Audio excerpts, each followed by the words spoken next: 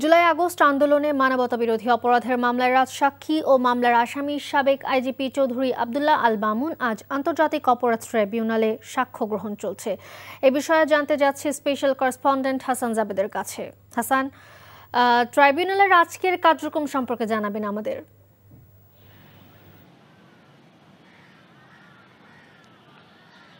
মালিহা, আন্তর্জাতিক অপরাধ ট্রাইব্যুনাল একে বিচারপতি গোলাম মর্তুজা মজুমদারের নেতৃত্বাধীন যে 3 সদস্যের বেঞ্চ, সেই বেঞ্চে আজকে 11:45 পরপরই এই সাক্ষ্য গ্রহণ শুরু হয় এবং সাক্ষ্য দিচ্ছেন এই মুহূর্তে সাবেক আইজিপি এবং এই মামলার আসামি এবং রাজসাক্ষী চৌধুরী আব্দুল্লাহ আল মামুন।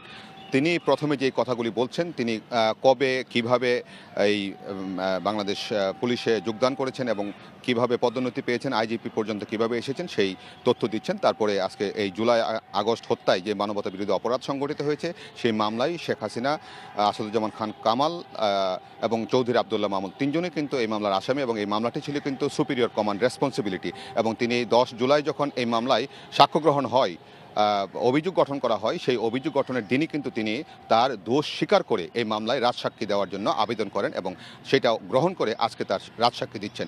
এই মামলায় ইতিমধ্যে 35 জন সাক্ষী সাক্ষ্য দিয়েছেন। সব সাক্ষী কিন্তু যেটি বলেছেন জুলাই আন্দোলনে কিভাবে হত্যাকাণ্ড সংঘটিত হয়েছিল এবং কিভাবে আন্দোলন দমন করা হয়েছিল, পুলিশ কিভাবে গুলি করে হত্যা করা হয়েছিল। এবং এই মামলায় জানেন যে 5টি সুনির্দিষ্ট অভিযোগ গঠন করা হয়েছিল। তার মধ্যে অন্যতম হচ্ছে জুলাই আন্দোলনের যে প্রথম শহীদ হয়েছিলেন রংপুরের আবু সাইদ, সেই সাইদ হত্যা, তারপরে চানখারপুলে 6 জনকে হত্যা, তারপর সাভারের আশুলিয়ায় 6 জনকে হত্যার পর লাশ আগুনে পুড়িয়ে দেওয়ার ঘটনা। এই 3টি অভিযোগ সহ মোট 5টি অভিযোগ কিন্তু এখানে গঠন করা হয়েছিল এবং সবগুলি অভিযোগের ব্যাপারে কিন্তু চৌধুরী আব্দুল্লাহ আল মামুন কিভাবে কি ঘটনা ঘটেছিল সব কিছু তিনি বলবেন সেটা বলেছেন।